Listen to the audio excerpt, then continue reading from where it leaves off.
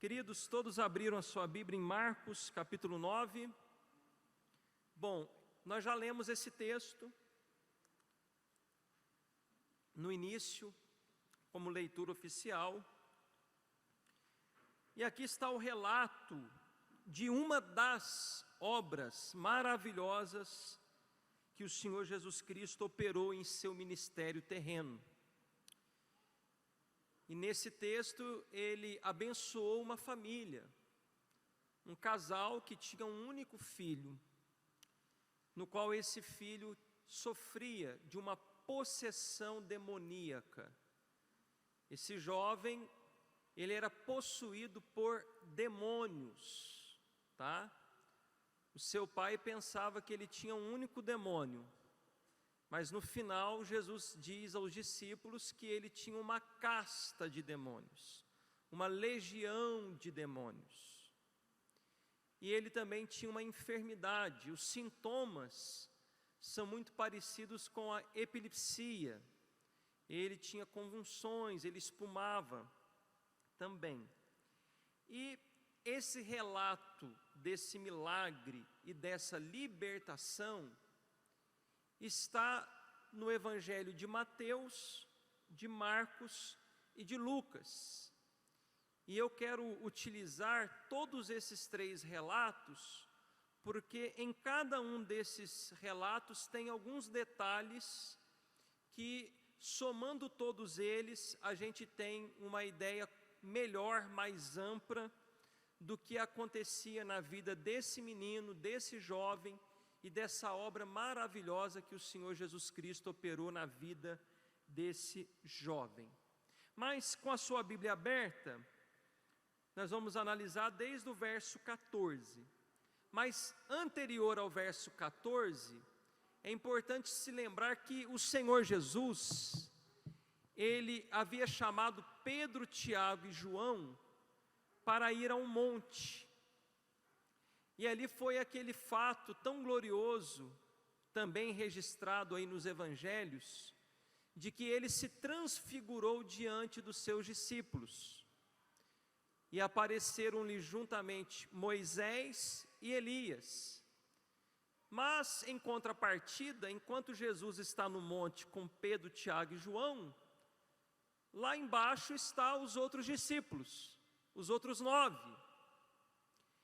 E o que aconteceu? Quando Jesus desceu do monte com Pedro, Tiago e João, ele se depara com os discípulos envolvidos numa discussão com os escribas, e ao redor deles uma grande multidão. Verso 14, vamos começar a acompanhar. Quando eles se aproximaram dos discípulos, Jesus e os outros 3, viram numerosa multidão ao redor, e que os escribas discutiam com eles. Quem eram os escribas? Em poucas palavras, escribas, fariseus, saduceus, sempre foram grandes opositores ao ministério do Senhor Jesus Cristo. Os escribas eram homens versáteis na lei, eles copiavam as escrituras, diferentemente dos nossos dias, que nós temos uma facilidade imensa. Hoje, para você adquirir uma Bíblia é algo muito fácil aqui no Brasil, mas naquela época não tinha-se computador, não tinha-se impressão, xerox, impressora. Então, para se adquirir um exemplar da Bíblia, era necessário que alguém copiasse toda a Escritura, até então o Antigo Testamento tão somente. E os escribas, por tantas vezes escreverem, copiarem o Antigo Testamento, eles ficaram versáteis na lei, tornaram-se mestres da lei. Alguns deles chegaram a memorizar quase todo o Antigo Testamento, de tão bons que eles ficaram. Entretanto, eles se opuseram ao ministério de Cristo. Eles queriam pegar Jesus em algum erro. Eles queriam parar o bom andamento da obra de Deus por intermédio do Senhor Jesus Cristo. E aqui eles estão discutindo com os 9 discípulos. Verso 15.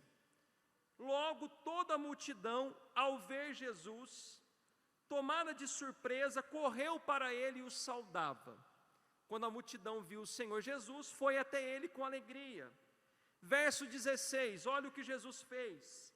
Então ele interpelou os escribas. O que é que vocês estão discutindo com eles? Qual é o assunto da discussão? Perguntou aos escribas. E aí o verso 17 já vai nos mostrar aí qual era o assunto. E um dentre a multidão respondeu. Veja que não foi um escriba, mas um dentre a multidão. Vamos ver quem é. Mestre, trouxe-te o meu filho, possesso de um espírito imundo, de um demônio.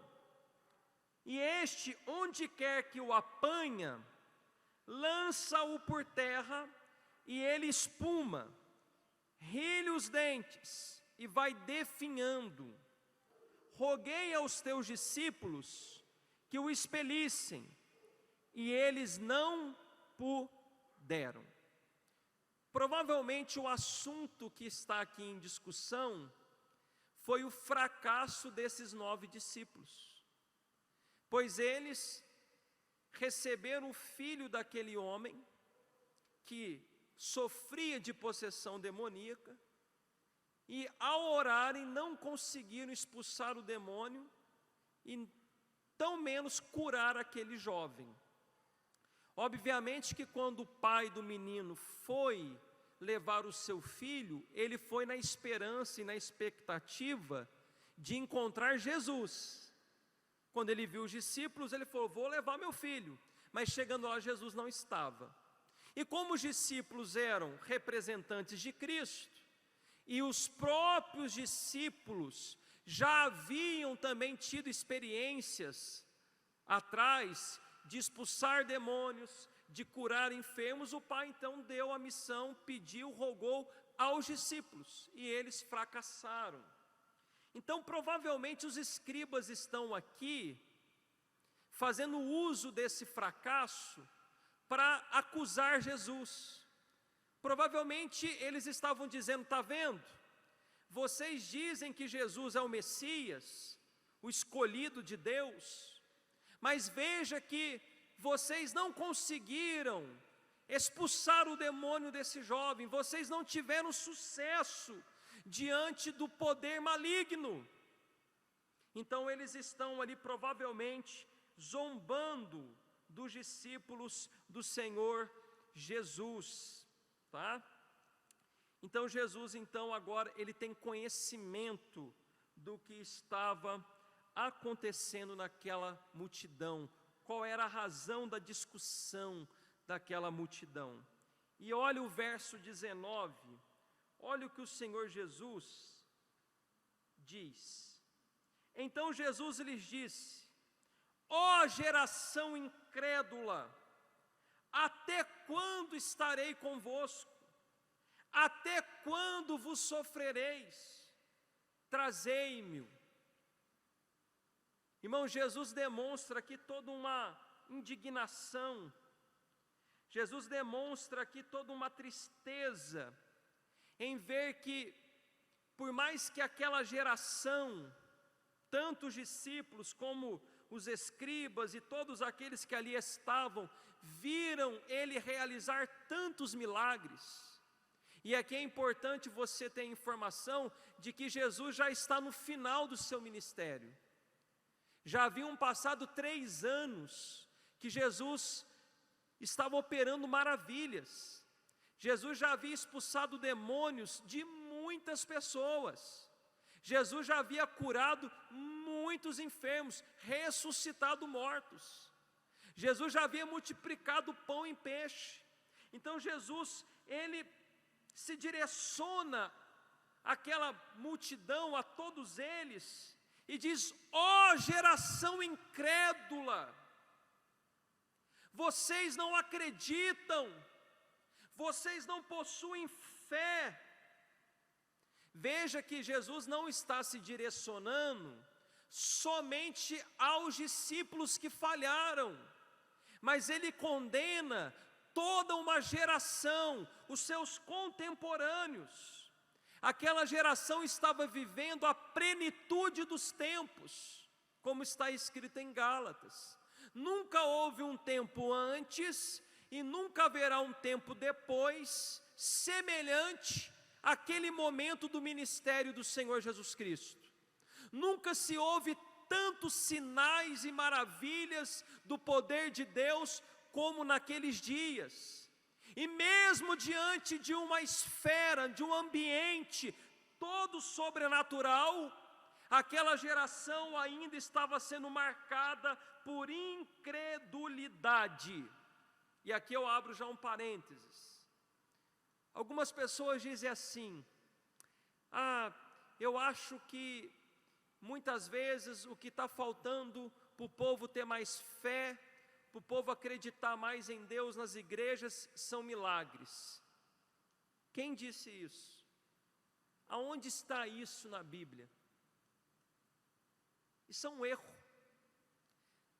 Jesus está condenando toda uma geração que está vendo sinais que nunca antes havia acontecido. Ele está dizendo: geração incrédula. Nem sempre, irmãos, milagres geram fé verdadeira. A única ferramenta que o Espírito Santo usa para gerar a verdadeira fé é a palavra de Deus. A fé vem pelo ouvir, e ouvir o quê? A palavra de Deus. Os milagres são importantes? Claro que são. Nós cremos em milagres, nós oramos por eles. Mas mais importante do que milagre é palavra de Deus. Essa geração estava incrédula mesmo vendo grandes milagres. Mas, irmãos, olha a compaixão do Senhor Jesus Cristo. Trazei-me, traz esse menino, eu quero ajudá-lo. Irmãos, e que triste, hein? Ali está um jovem sofrendo possesso de demônio, e eles discutindo, eles batendo boca, diante de uma situação deplorável de um jovem, de um menino. Jesus imediatamente fala: traz esse menino.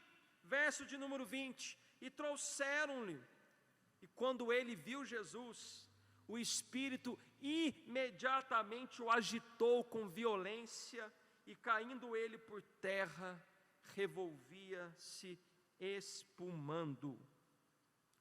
Quando o demônio viu Jesus, já sabendo que ele ia perder o território, sabendo que ele ia perder o domínio sobre aquele menino, ele automaticamente agitou o menino com violência, jogou o menino no chão, em terra, fez o menino ter uma convulsão, o menino começou a espumar. Eu não sei se você já teve essa experiência de ver alguém com convulsão, mas é algo que choca a gente. Eu nunca me esqueço, eu deveria ter aí por volta de 8 a 9 anos, eu estava jogando bola ali no bairro ali do Fernandes. Na época tinha um campinho que a gente chamava de terraço. A gente batendo um futebolzinho ali, e um jovem, da minha idade, ele cai no chão e começa a espumar, começou a ter convulsão. Aquilo chocou os meninos, a gente não sabia o que fazia, alguns começaram até a chorar.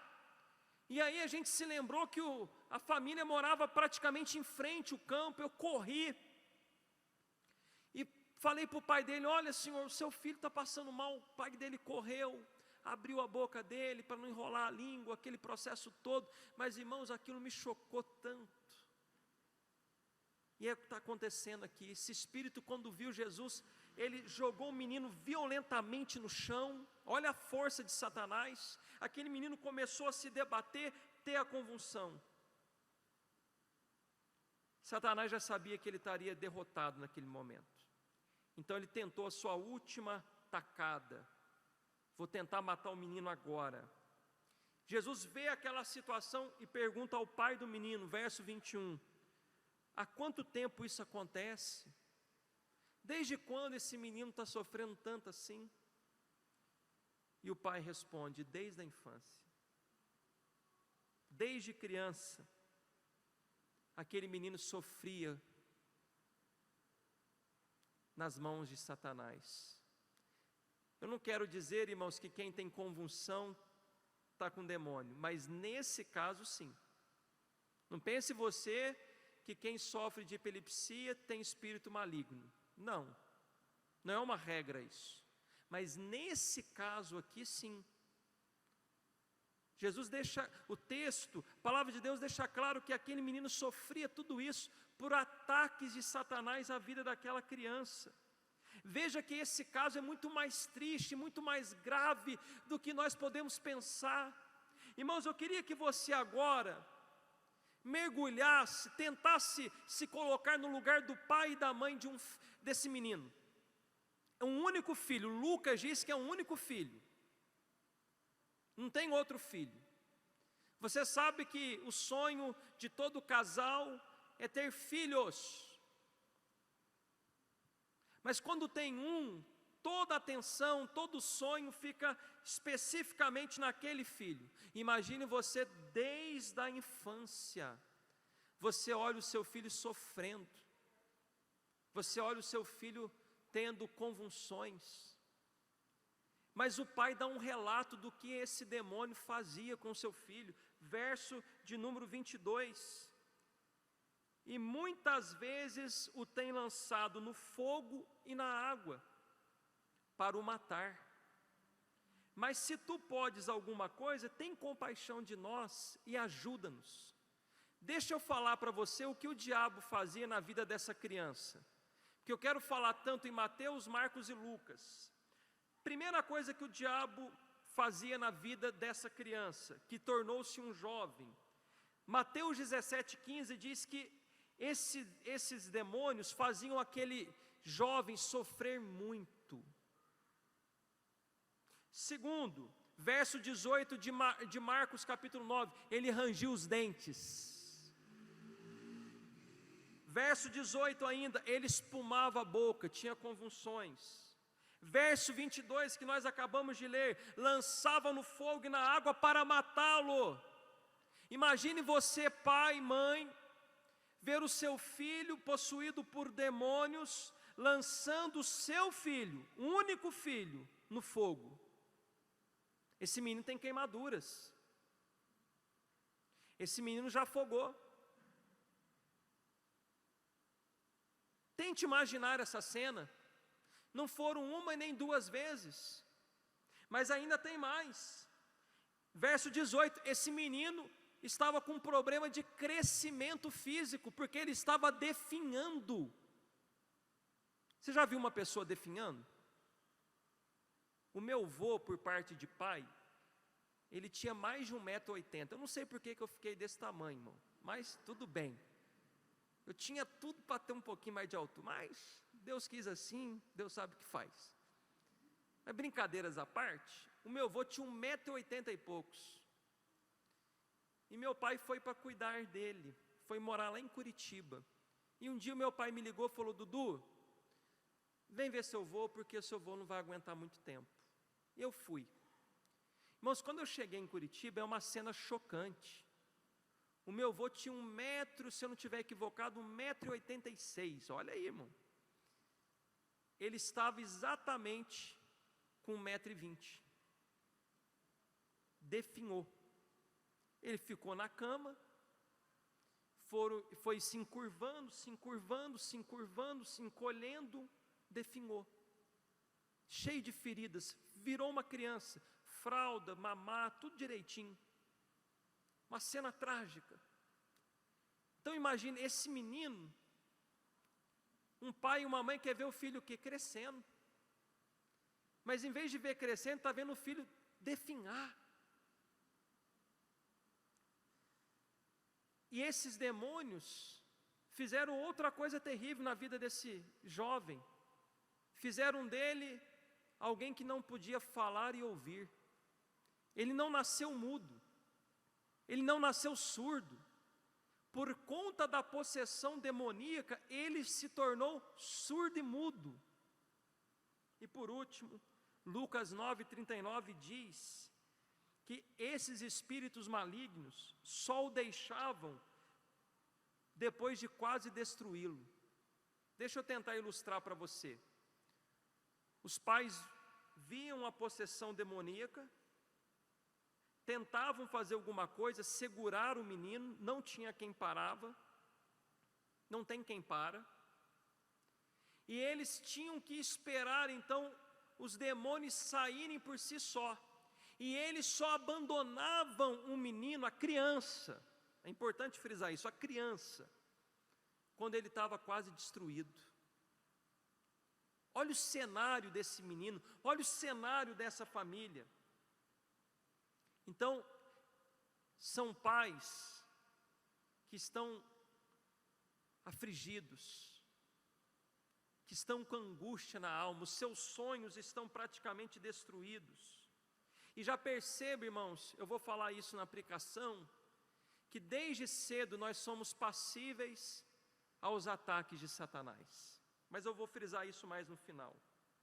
E após então expor o que acontecia com o seu filho, ele faz um pedido ao Senhor Jesus. Olha o pedido dele: mas se tu podes alguma coisa, tem compaixão de nós, ajuda-nos.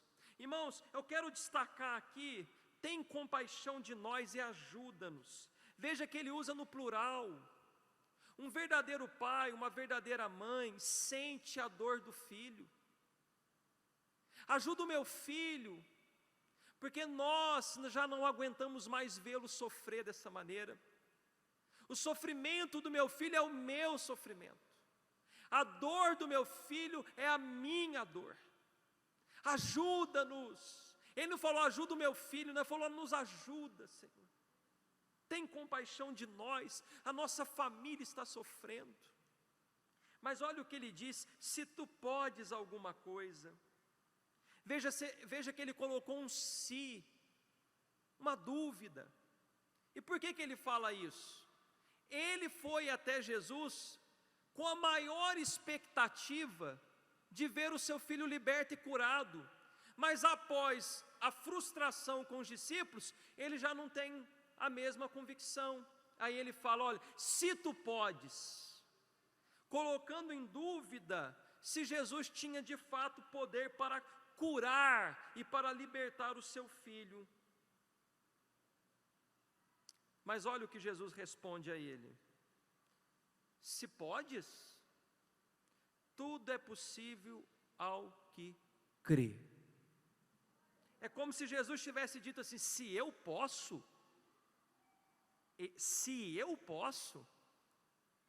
o que está em questão aqui, Jesus está dizendo para ele, não é se eu sou capaz, mas é se você crê. O que está em xeque aqui, não é se eu posso, se eu tenho condições para libertar o seu filho, mas é se você crê. Em outras palavras, Jesus está dizendo para ele assim, Jesus está devolvendo para ele a pergunta: a única coisa que pode impedir o seu filho de ser liberto e de não ser curado é a sua falta de fé. Você crê? Olha o que o pai responde.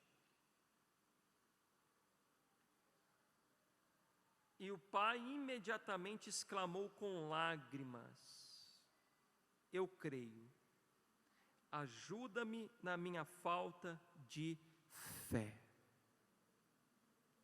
Irmãos, eu fico imaginando a cena, sabe? Aquele pai chorando com lágrimas. Em Mateus vai dizer que quando Jesus pergunta, o que vocês estão discutindo? Mateus diz que ele vai e se prostra de joelhos diante de Jesus. É um pai que está desesperado, é um pai que está lutando, fazendo o que for preciso para ver o filho liberto. E agora ele chorando, ele diz: eu creio, porém, ajuda-me na minha falta de fé. Meus irmãos, olha que sincera profissão de fé desse pai. É importante lembrar que esse pai tem anos e mais anos vendo o filho naquele estado. E olha a honestidade desse homem, ele admite que ele crê, mas ao mesmo tempo ele está lutando com uma incredulidade. Ele tem uma dúvida no seu coração. O que ele está dizendo é mais ou menos assim: Senhor, eu creio, mas eu não sei se eu tenho toda essa fé, todo esse tipo de fé que o Senhor exige. Eu creio, mas dentro de mim ainda há um conflito, há uma dúvida. Que honestidade, que sinceridade, porque esse é o quadro de todos os crentes. Todos nós, em algum momento, nós cremos no poder de Deus, nós oramos, nós esperamos, nós temos esperança, mas às vezes nós nos pegamos com um certo tipo de dúvida, ainda mais para aqueles que estão orando pela mesma pessoa, ou pela mesma situação e causa há muito tempo. Quem sabe você está exatamente como esse pai, orando pelo seu cônjuge, orando pelos seus filhos. Há um desejo imenso no seu coração de vê-los salvos, de vê-los transformados. Quem sabe há pessoas aqui que há anos oram pela libertação das drogas de alguém que você ama, alguém que você tanto tem carinho, que sofre com enfermidades, alguém que você vê que está indo passos largos para o mundo, para o inferno, e você ora já há tantos anos e nada acontece. Então chega uma hora que, por mais que você crê, há um conflito de incredulidade. Irmãos, nós somos pecadores ainda, há um requício da velha natureza. E olha o que esse homem diz, ele diz a verdade: Senhor, eu creio, mas ajuda-me. Em outras palavras, ele está dizendo assim: Senhor, fortalece a minha fé. Eu preciso ter uma fé mais confiante, mais revigorada, mais robusta. Me ajuda, Senhor, eu creio, mas eu entendo que eu preciso ter uma fé melhor, uma fé mais intensa. É isso que ele está dizendo aqui. Então o que fazer, irmãos, com a nossa pouca fé? Fazer exatamente o que esse homem fez, colocá-la em prática, usá-la. Se a sua fé ela é fraca, ela é trêmula, é duvidosa, se ela é débil, faça como esse homem.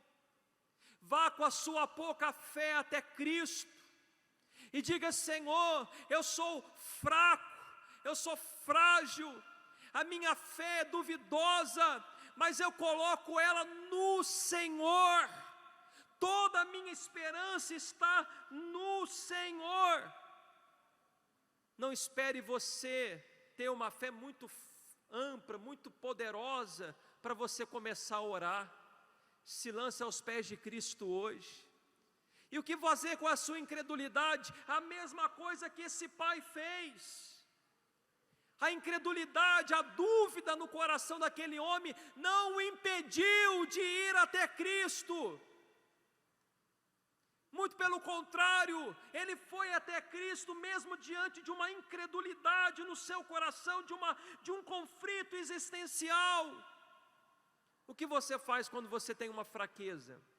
Você vai até Cristo, você implora pelo perdão, você implora para que Ele te ajude. Assim somos nós na nossa incredulidade. Senhor, ajuda-me na minha incredulidade, liberta-me da minha incredulidade, fortalece a minha fé, ajuda-me, como Ele diz, na minha falta de fé. E veja que Cristo, irmãos, não está limitado a agir apenas quando há uma fé gloriosa. Jesus agiu na vida desse homem, do filho desse homem, mesmo vendo nele uma fé imperfeita, uma fé débil, uma fé fraca. Verso 25, vendo Jesus que a multidão concorria, repreendeu o espírito imundo, dizendo: espírito mudo e surdo, eu te ordeno, sai desse jovem e nunca mais tornes a ele. Você precisa ir com a sua pouca fé até Jesus. E às vezes Satanás vem e sopra nos nossos ouvidos: você não pode orar porque você é uma pessoa que tem uma fé pequena. Você tem que aceitar esse estado de derrota na sua família. Você tem que aceitar de que você não vai ser liberto desse vício, de que você vai ser para toda a vida alguém frustrado. Aceite a sua derrota. Você não tem fé. Jesus não vai olhar para você porque a sua fé é muito pequena. Não. Repreenda isso. Vá com a sua fé pequena e frágil e se derrama aos pés do Salvador nessa noite. Vá até Cristo nessa noite. Jesus falou: que vem a mim, de maneira nenhuma o lançarei fora. Ele está esperando, Ele te chama: venha, vinde a mim, vós que estáis cansados e sobrecarregados, e eu vos aliviarei. E olha o que Jesus fala: sai desse jovem e nunca mais tornes a ele. Irmãos, eu quero lembrá-los aqui de uma coisa muito importante. Nós temos dois extremos quando a gente trata de uma doutrina que é sobre os demônios. Há uma ala no meio da igreja que é incrédula, que ela acha que essa questão demoníaca é uma lenda. Isso não existe, isso é teatro. Isso aí que é isso? Isso aí é mitologia grega. É tudo que Satanás quer que você acredite. Satanás quer muito que você não acredite na existência dele e que ele não age. Por outro lado, há o outro extremo, daqueles que tudo é Satanás, tudo. A bateria do carro acabou, Satanás. Eu repreendo, isso aqui é obra do diabo. Perdeu a chave do carro, é Satanás. Não é a falta de memória dele. A gente sempre quer caminhar nos dois extremos. Ou a gente é cético, incrédulo, ou a gente tudo quer tributar a Satanás. A gente tem que estar no equilíbrio. Ou seja, tem que ser bíblico. Satanás existe. Ele é um ser poderoso, adversário de Deus, adversário da igreja, que faz obras perversas e malignas. A Bíblia está recheada de relatos de ações demoníacas, da luta entre o mal e o bem. E olha o que Jesus falou: você vai sair desse jovem e você não vai tornar a ele. Por que Jesus falou isso? Jesus, lá em Lucas capítulo 11, 24 a 26, vai falar de alguém. Ele vai nos contar como que é um processo de alguém que tinha demônio e que é liberto do demônio, mas que depois se afasta. O que acontece? Olha o que ele diz, Lucas 11, 24 a 26. Quando um espírito imundo sai de um homem, passa por lugares áridos procurando descanso, e não o encontrando, diz: voltarei para a casa de onde saí. Satanás, ele olha para aquelas pessoas que ele tinha um domínio e diz: minha casa. Ele sai daquela pessoa, volta, vai procurar descanso. Até fiz aqui um comentário pela manhã, que ele vai procurar descanso. Satanás trabalha, ele age, a gente que não dá muita atenção. Mas quando ele volta para aquela casa da onde ele saiu, para aquela pessoa, quando chega, verso 25 diz: encontra a casa varrida em ordem, ou seja, não tem ninguém lá mais. A casa está vazia, não tem Deus, não tem nada. Sabe o que ele faz? Verso 26, quem está falando que é Jesus. Então vai e traz outros 7 espíritos piores do que ele. Traz mais 7. Olha, a casa está vazia, hein? Pode vir mais. Traz piores. Piores do que ele. Ele chama gangue. Pode vir, a casa está vazia, é nossa. E entrando, passam a viver ali. E o estado final daquele homem torna-se pior do que o primeiro. Ou seja, aquela pessoa que foi liberta de demônio, se ela novamente dar brecha, abraçar o pecado, abraçar o mundo, quando Satanás vem para morar nela de novo, os demônios, ele traz mais 7. E o estado dessa pessoa é muito mais pior do que antes. Vou te dar alguns exemplos do dia a dia. Você deve conhecer pessoas que passaram um tempo na igreja, foram libertas. A pessoa era viciada em droga. Vamos aqui exemplificar. Fumava maconha.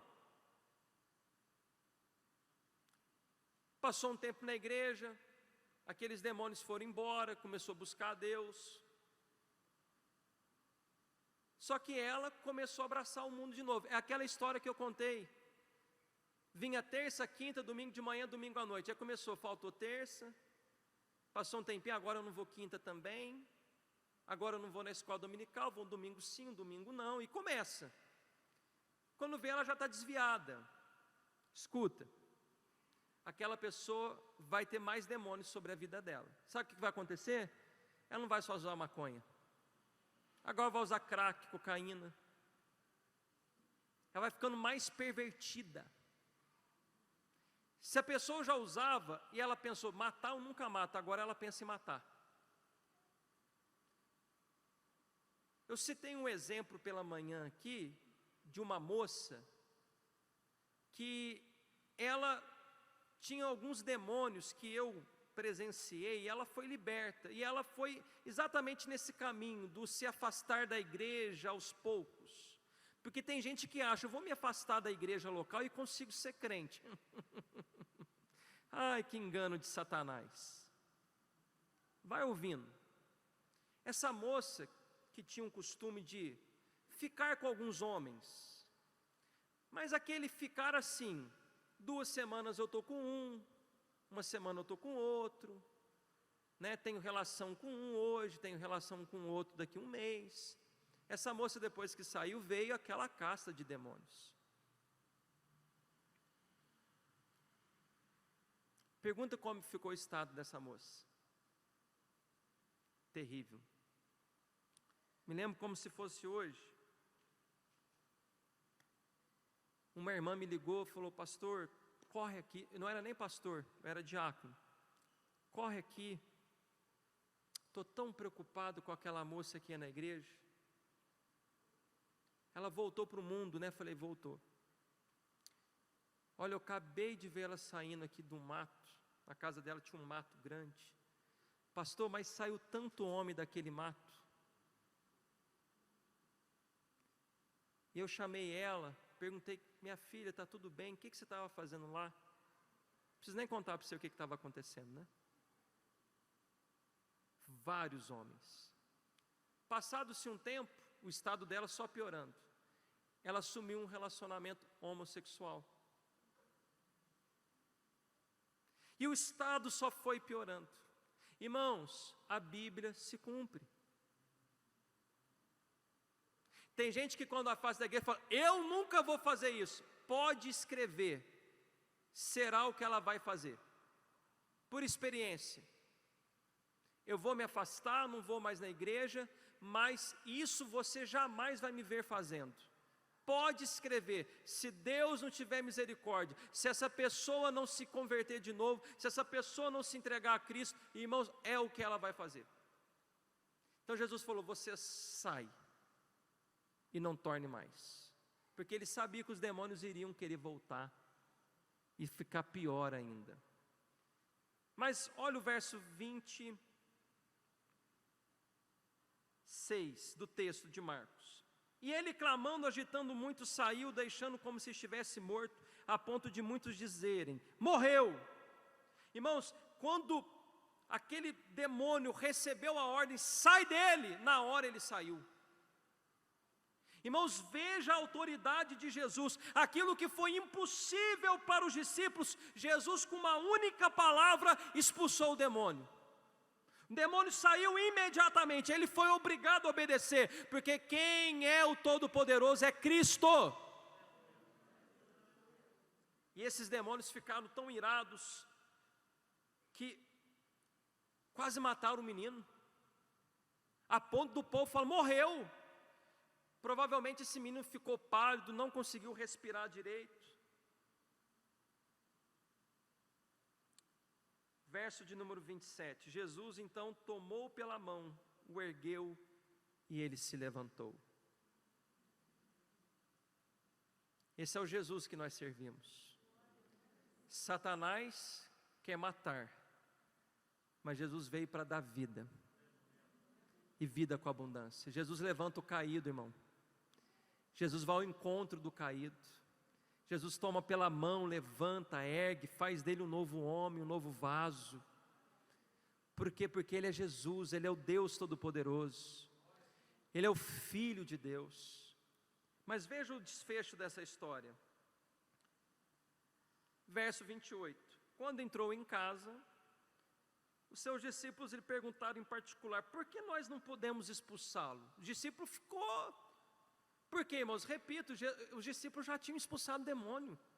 Você vai se lembrar em Mateus 10, que os discípulos, eles chegaram todos felizes depois da missão, falaram: olha, Senhor, até os demônios, eles nos submetem. E agora eles passaram um vexame, e agora no particular: Senhor, mas por que a gente não conseguiu expulsar esses demônios? Jesus responde, verso 29, essa casta ou essa legião não pode sair senão por meio da oração e do jejum. Jesus vai apontar a causa. Meus irmãos, a Bíblia nos mostra que todo demônio é mau. Por favor, escute isso, gente. Tem muitos crentes que não entendem a realidade do mundo espiritual, vivem como se não estivessem envolto de um mundo espiritual. Todos os demônios são maus, mas há graus de malignidade. Há demônios piores do que os outros. Eu acabei de ler para você, Jesus falou que Ele vai e traz 7 demônios, o quê? Piores. E provavelmente aqui, os discípulos pegaram esses tipos de demônio, aqueles mais piores. Foi uma experiência nova para eles. Então há sim uma hierarquia no inferno. Paulo disse que a nossa luta não é contra a carne nem contra o sangue, ou seja, não é contra homens.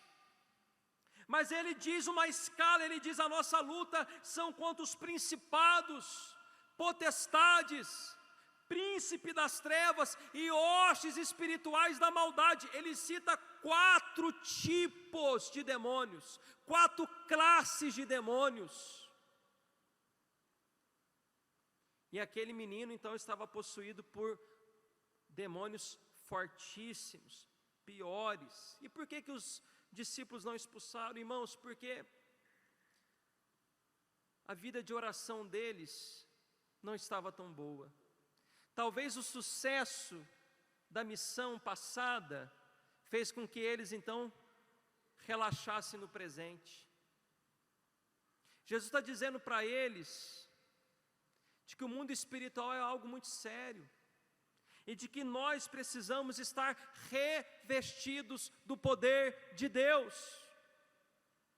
de que os seus discípulos, a sua igreja, o seu povo, precisa depender dEle.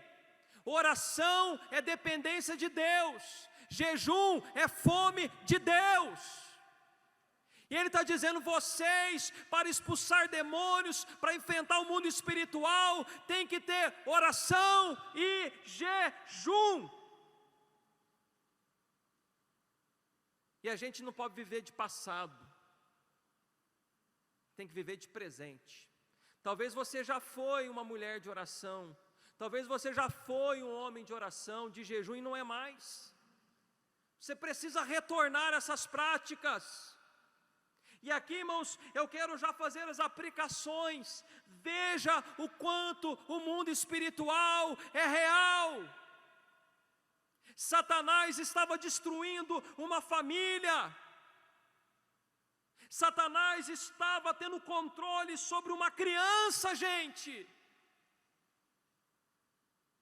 Mas a gente parece que só acredita em demônios se a gente vê manifestando e babando. Muitas vezes, ou a maioria das vezes, Satanás age de modo sutil. Você acha que é normal ver um filho desviado? Você acha que é normal alguém que conhece o Evangelho estar nas drogas? Estar na prostituição? Você acha que isso é só carnalidade? Você acha que essa falta de desejo da sua família de vir à igreja é só uma questão de você ser pecador? Não. Tem a sua parcela de responsabilidade? É claro que tem. Nós somos responsáveis, mas não exclua a batalha espiritual que nós vivemos. Essa criança está cheia de demônio desde a infância. Você está achando que o seu casamento está indo por água abaixo só por uma questão de ciúmes, por falta de sabedoria? Por detrás tem uma orquestração satânica, querendo destruir o seu casamento, o seu relacionamento. Só que a gente está que jeito? Tranquilo. Facebook, Instagram, Netflix, oração, ó. E a gente está vendo os demônios tomarem conta dos nossos filhos. Muitas vezes, irmãos, a gente nunca vai ver os nossos filhos como esse pai viu, vendo Satanás lançar no chão. Mas Satanás está influenciando nossos filhos a cada dia mais viverem longe de Deus. Sabe que jeito? Quando você entrega o celular para o seu filho. Deixa eu dar uma orientação aqui para os pais. Pai, você precisa ter um controle sobre esse celular. Seu filho já acessa pornografia, sua filha há muito tempo e você não sabe. Sabe por que muitos pais dão o celular para os seus filhos? Porque eles querem ter sossego. Porque eles querem se livrar da responsabilidade de ter que educar os filhos. Então eles querem apenas paz. Vou deixar o celularzinho ali com a criança, ele não vai me atrapalhar em nada, eu vou poder fazer minhas coisas e deixa ali. Aí você deixa ele jogando, deixa ele assistindo. Só que depois no YouTube, ele vai passando outros vídeos e você nem sabe. Nós precisamos ter um controle absoluto do que os nossos filhos acessam. E mesmo sendo radical, escute isso, mesmo você sendo radical com o controle, ainda vai passar coisa desapercebida. Vai ter coisa que você não vai conseguir acessar. Mas seja um pai responsável. Irmãos, eu fiquei tão frustrado esses tempos atrás. Uma irmã da igreja: pastor, não vou ao culto amanhã. Minha irmã, está tudo bem? Você está precisando de alguma coisa? Não, pastor, está tudo bem. É porque assim, os meus filhos, eles não vão à igreja. E eles ficam com os meus pais.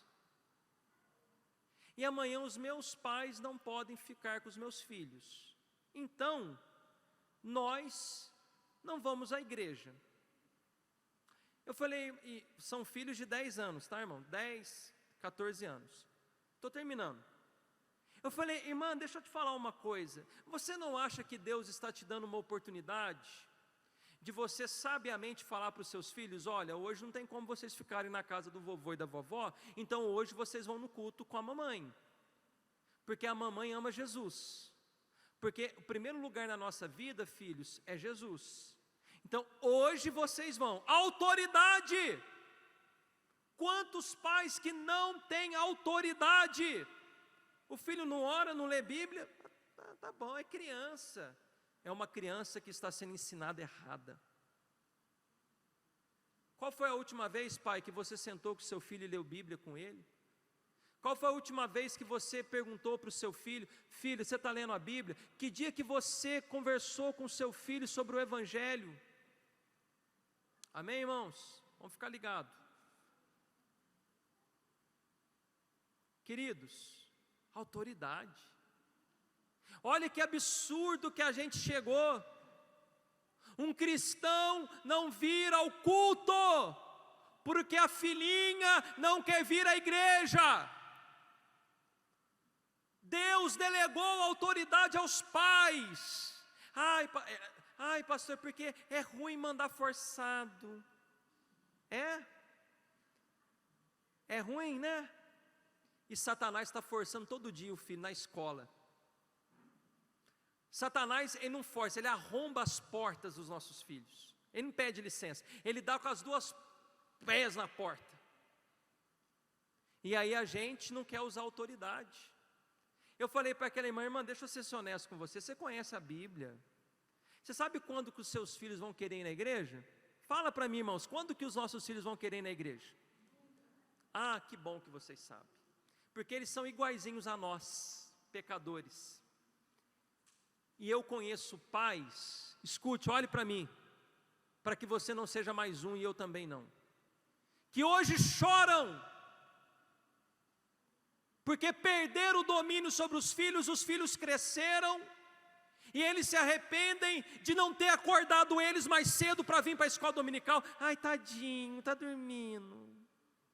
Olha que anjinho, eu tenho dó, pastor. O mundo não tem dó. Satanás investiu na vida desse menino, criança. Esse menino está cheio de espírito maligno, e os nossos filhos devem e podem ser cheios do Espírito Santo de Deus. Mas para isso precisam de pais crentes, que levem a sério a educação dos seus filhos. Acorda, igreja. Nós estamos indo para uma geração ateu.